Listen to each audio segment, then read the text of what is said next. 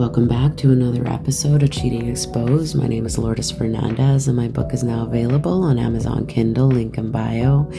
And today I'm unpacking a phrase that I'm hearing way too often in this day and age, and that's that everyone cheats, or that monogamy isn't natural, or my personal favorite, what they don't know won't hurt them. And if you've ever heard someone say these things, or worse, if you started to believe them yourself, this episode is for you. So this one's called Everyone Cheats, Right? Dangerous Beliefs That Justify Infidelity. So if we want to look at the psychology of rationalization, here's the truth. Humans have a fascinating ability to justify behavior they know is wrong. And in psychology, they call this moral disengagement, and the process of creating mental loopholes so our actions don't clash with our self-image. And when it comes to cheating, these loopholes might sound like, it's not cheating, it's just online, or we weren't happy anyway, or I deserve this, I've been neglected. And these phrases aren't truths, they're permission slips. And the more someone repeats them, the easier it becomes to cross that line again. And there are common beliefs that fuel infidelity. So let's break down some of the most common cheater myths and why they're so dangerous. Busting cheater myth number 1, and that's that monogamy isn't natural. And it's true that not all humans are wired for lifelong monogamy, but here's the catch. Cheating isn't about nature, it's about agreements. And if you agreed to be exclusive, breaking that without consent isn't biology, it's betrayal. Busting cheater myth number 2, and that's that everyone cheats eventually. And no, they don't. This belief usually comes from projection. Someone surrounding themselves with like-minded people or personal experiences that reinforce the idea. Busting cheater myth number 3, and that's what they don't know won't hurt them. And it will hurt them, just not immediately.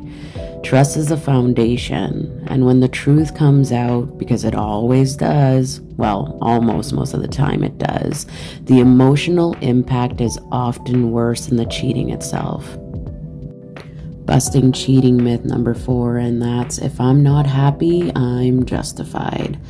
And unhappiness is a signal to address the relationship, not to betray it. So cheating is an avoidance strategy, not a solution. And these beliefs are so appealing and these mindsets are so seductive because they remove guilt, they make cheating feel like a harmless indulgence, and it's not, and they paint the cheater as the victim in their own story. So it's so much easier to change the narrative than to face the discomfort of honesty, accountability, or ending the relationship. So how does this even show up in early dating? Here's something that I want you to notice when you are starting relationships with a new partner. If you're dating someone new and they casually drop these beliefs in conversation, pay attention. And there'll be phrases like, I think monogamy is outdated, I've never been able to stay faithful, or I don't believe in labels, right? So none of these make someone automatically a cheater, so let's be clear on that, but they do reveal how they frame commitment. And if their beliefs don't align with yours, you're already starting on a shaky ground.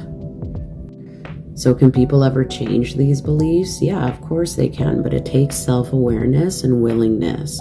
So someone has to be able to recognize the belief is harmful. They have to be able to identify where it came from in the first place. And finally, they have to be able to replace it with healthier relationship values. So for example, shifting from everyone cheats to I value honesty even when it's hard is a massive psychological change, but it's impossible without the first step, which is accountability. So what do you do if you hear these beliefs coming from your partner? Well, you definitely don't want to laugh it off. Even if it's said jokingly, you want to ask what makes you feel that way. Share your own values clearly. Like, don't assume that they know where you stand. So you definitely want to share yours. And watch for pattern reinforcement. If they keep repeating these phrases after you've discussed them, that's intentional. They're not normalizing it for themselves. So if I can leave you with my final thoughts for today's episode, the idea that everyone cheats is a myth, and it's a dangerous one, because once you start accepting that as a fact, loyalty becomes optional. And when loyalty becomes optional, trust becomes temporary. Healthy love doesn't need permission slips for betrayal. It needs honesty, mutual respect, and the courage to face dissatisfaction without the deception. So the next time someone says everyone cheats, you can tell them, no, everyone has the choice. Some just choose integrity. And that's a wrap for today's episode of Cheating Exposed. If this made you rethink the little phrases we let slide, please share this episode with a friend. Next time, we're going to break down attachment styles and affairs, and why avoidance pull away into someone else, and why anxious partners might cheat out of fear. My name is Lourdes Fernandez, and I'll see you on the next one.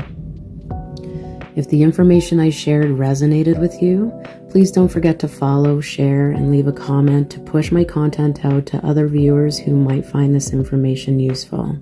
And remember, awareness is the first step to protecting your peace.